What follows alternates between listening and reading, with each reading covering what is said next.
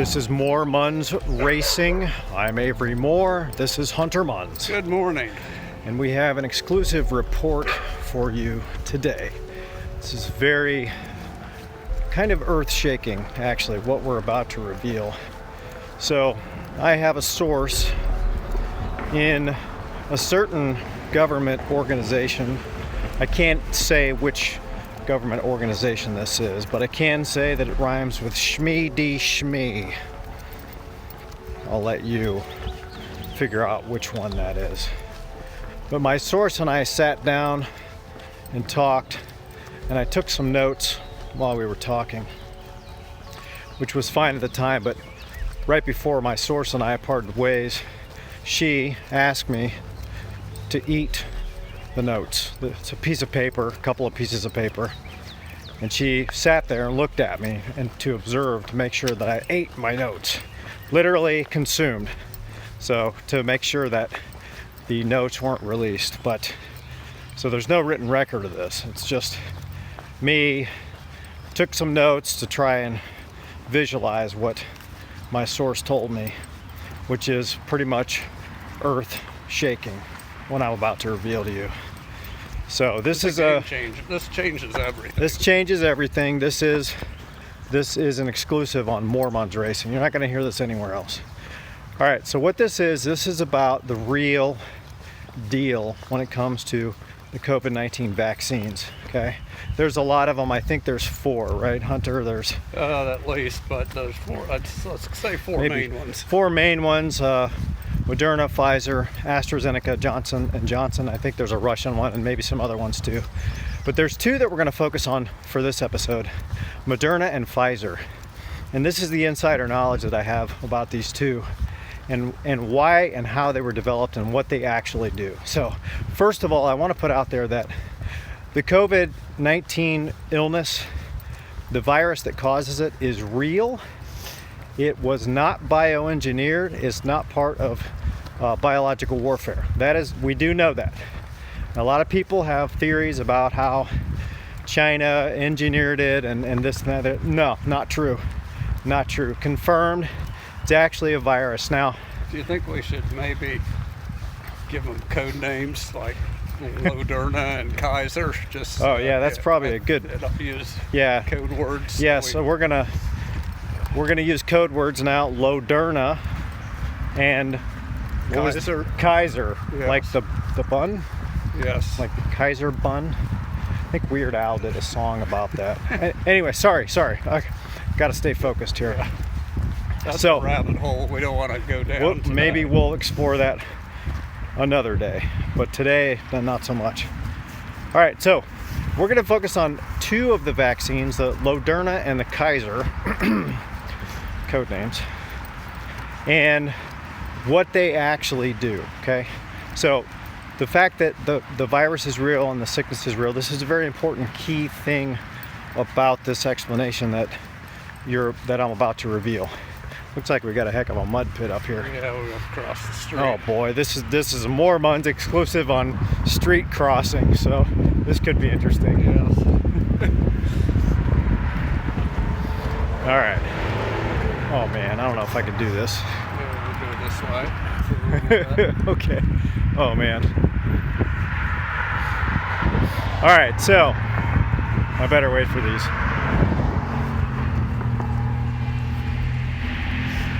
There we go. Here we go. Maybe. I have to be quick. Yeah. Have to be quick.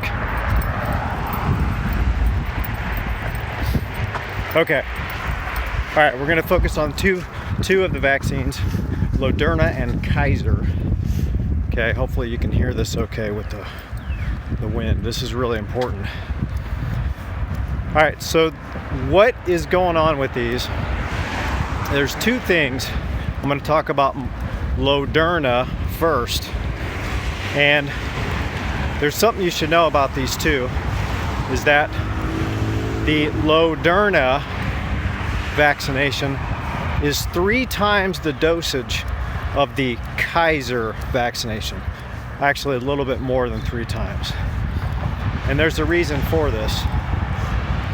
With Loderna, It's hard to remember your code name there, but it's really important to keep this under wraps, right? Well, we don't want to cause panic. No, we don't want to cause panic here.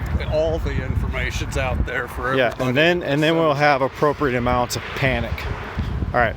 So what happens is, now the Loderna vaccine, it does what it says. Okay, it uses what's called messenger RNA, which is a really neat thing. Okay, and messenger RNA has been around a while. They've been researching it and doing lots of work around it, but they never had an opportunity to actually use it until now.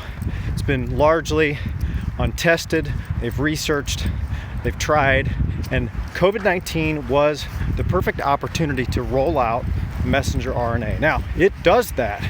In fact, it does it very well. But there's an added thing that the Loderna vaccination does. The messenger RNA provides instructions for human cells to manufacture coronavirus protein, which allows the immune system to respond appropriately the next time it sees a coronavirus. That's one thing. The other thing is that it provides instructions for human cells to make what are called biobots. Okay? Now this is the deal. They come together. That's why the Loderna vaccination is a much higher dosage. We'll get into the other one later. And those biobots, once they get into the system, they are similar to, once they're created, they're similar to epithelial cells. Now what epithelial cells are, they're skin cells, right? So those cells migrate. They're watching us. That guy's a government agent. Yep. I think so. Those cells migrate to the outer layers of the skin, all right?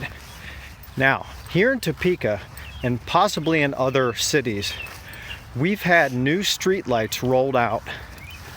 And it's been very strange because those new streetlights have a strange purple hue. Almost right? a purple mist. Almost like a purple mist, that's right. Now, the going story is, we saw a recent newspaper story, is that in the Capital Journal says, oh yeah, these are defective. The energy company put them out there and they're defective. That's why they're purple. That's not what's going on, peeps. It's not what's going on. What happens is that particular frequency of light activates the biobots. Okay, so once the biobots have migrated to the outer skin cells, it receives the signal from those purple-hued, purple mist communication streetlights and activates the Loderna biobot. Okay, now what they're doing with that, it's still a little bit unclear. Now, moving on. Any comments from Mr. Munns at this point? No, I'm following. Okay, got it. Okay. Whew. Gonna take a break. 1 second. This is really earth-shattering here. I'm very emotional. So, now moving on to the Kaiser vaccination. Now this one's a little bit different. These two we know about. They rolled out, and they're trying different things. Biobots is one. With Pfizer, guess what? It's nanobots. Okay, nanobots, which is pretty crazy. Now with the nanobots, they've actually rolled it out with the messenger RNA. Okay, so what happens is, once the nanobots, now these aren't trackers like people say, oh, they're using the vaccination as a, you know, a way to track you. No, that's ridiculous. Everybody knows that we're all being tracked through our phones. And so just the notion of having an injectable tracker is frankly ridiculous. I can't even believe it. I've also recently uncovered information that we're also being tracked by fibers that are implanted in the clothing that we wear. Oh, wow. Well, we can break that story another time. That's a whole nother episode right there. All right, now, so here's what happens. Okay, so those nanobot, now the Pfizer, just like Loderna, Kaiser and Loderna, man, just like, yeah, exactly. They inject those nanobots, and once it hits the human hemoglobin, easy for me to say, is it hemoglobin? Is that even a thing? Hemoglobin, it activates the nanobots, and they start to assemble, right? Yes. So there's like carbon nanotubes, and then they assemble themselves once they hit the human hemoglobin. That's the trigger. And then they start to assemble. So you don't get a quote-unquote tracker all at once. The tracker, or the device, we'll call it, it has to be constructed, right? It's a self-constructing system that these nanobots, they actually construct themselves once they're activated. Now, what do? We don't quite know yet. Well, we don't quite know yet. We've seen some indications. We have. That, you know, obviously it's they can be used, you know, to deliver mind control programs. And we saw that on January 6th, which I'll talk to you about in a moment. I've recently got some information about that, but it's it's a sense of control. That's what I think the end game is that they'll be able to control people. With the bots will be controlling the individuals to do their bidding, essentially. Wow, that's insane. Okay, yeah, and Hunter has another addition which we'll get into a little possibly on another episode. But so what happens is, now on MooreMunns Racing, we've explored and looked at some of the 5G deployments that are going on around town and around the country, really. And the question is, of course, why? What's the purpose of 5G other than, well, I don't know, more reliability and faster data speeds? What else are they trying to do? And so here's what we think is going on. Now, going back to the Kaiser vaccination and the nanobot construction going on inside the body. Oh, one more thing to add about the nanobots. This is interesting. My source actually paused and stress this, because my source, coming from that particular 3-letter organization that rhymes with Shmee, said that there's a reason why the government is is rather shunning low carbohydrate diets.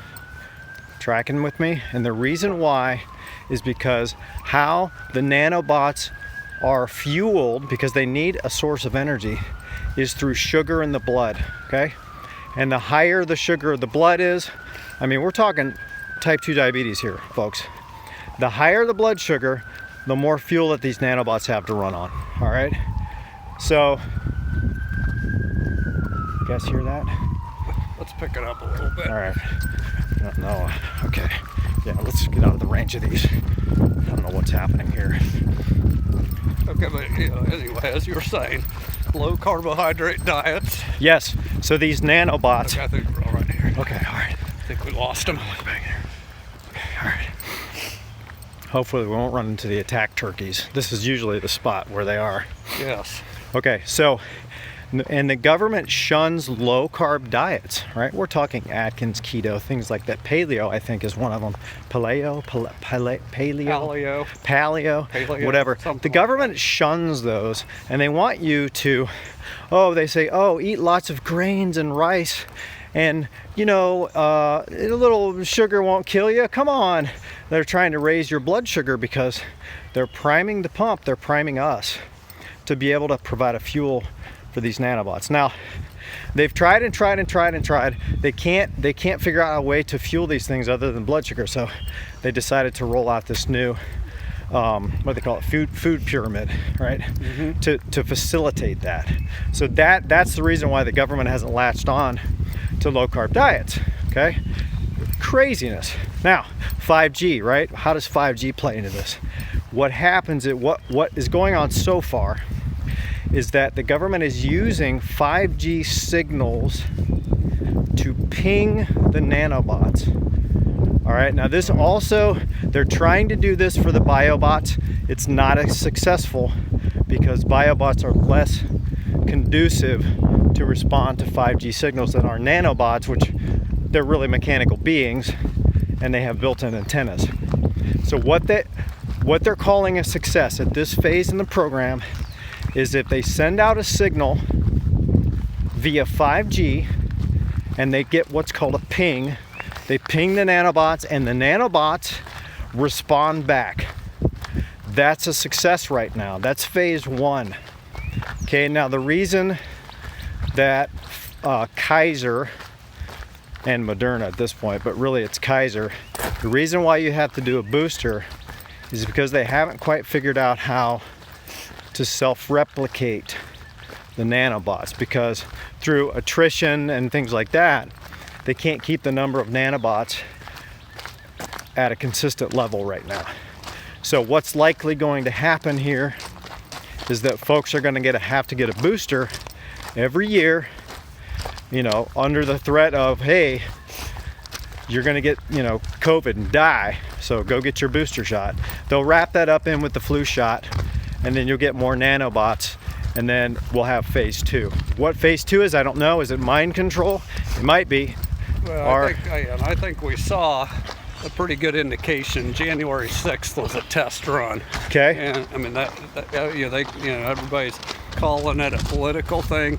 It goes beyond that. Okay. It was a test run. I hadn't told anybody this yet. But This is a MooreMunns exclusive. Go ahead and I've got a source that I've been working inside the Pentagon.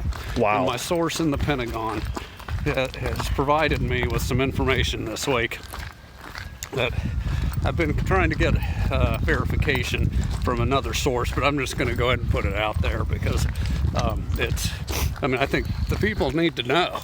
Right? I believe you're correct. So, I mean, prior to January 6th, the Pentagon had there was a plan in place on January to do a trial run of the bots on January 6th. Yes. So initially, they were having experimental trials to come up with a initial delivery system for the bots. Mm-hmm. The initial delivery system that they found the highest efficacy rates with were in pickled eggs. Interesting. Now, pickled eggs provided high efficacy rates, but the manner of delivery was too slow to achieve herd mentality before the January 6th trial. So then, at that point, my source in the Pentagon told me they implemented Operation Pork Speed. Now, Operation Pork Speed changed the delivery vehicle from the pickled eggs to pork rinds. And with the implementation of Pork Speed, Operation Pork Speed, they were able to reach herd mentality ahead of January 6th and conduct their trial, and we all know what happened after that. We do. Yeah, we do. Yeah. Wow, this is what's happening right now. I mean, pork rinds, pickled eggs, and now why do you think there was such a push to get a mass delivery system here? Well, there's a second phase to this too, which you had touched upon in a private conversation you and I had, how the nanobots are activated for the mind control. I guess I'd say that the mind they receive their orders through phrases and words from Donald Trump's website. You've uncovered that information? I have. Well, I did a little digging, and it's really not just from his website. It happens to be actual syntax that is unique to Donald Trump. Yes. That's why he was the perfect front man for them to activate the bots. It's not only his written words as well as his spoken words. So every time he said shithole countries, bots activated. Every time he said that seems so. Every time he tweeted Kofifi, that activated bots. I had no idea. So that was why they had him speak to the crowd of assembled bot carriers on January 6th because they knew that his syntax would activate the bots. Wow. That, my friends, is the true story. That is the tip of the iceberg, but it is the true story. That is unbelievable. Like, that is great. Just full disclosure, we're underneath the 5G tower right now. Ooh. A little bit concerned about that, but wow, I can't even. I'm a little emotional right now at this point at what's going on. Oh man, I don't you even feel know. That? It's coming from right up there. That can feel. I'm feeling a wave of heat all of a sudden. Generating down from that tower. Like a microwave. All right. Yep. Folks, you've heard it right here first on MooreMunns Racing. If you like what you see, hit that like button. Even if you don't like what you see, hit your like button. If you don't, I don't care. If you want to see more of this, hit subscribe, hit the little bell to get notified. And that's it for this episode. We will have more as we uncover more information. But this has been an exclusive on MooreMunns Racing. Postscript: if every time you hit the like button, it delivers an electric shock to one of us. So give it a try. I wish you hadn't said that. I was trying to keep that a secret, but now it's out. Here we are, MooreMunns Racing.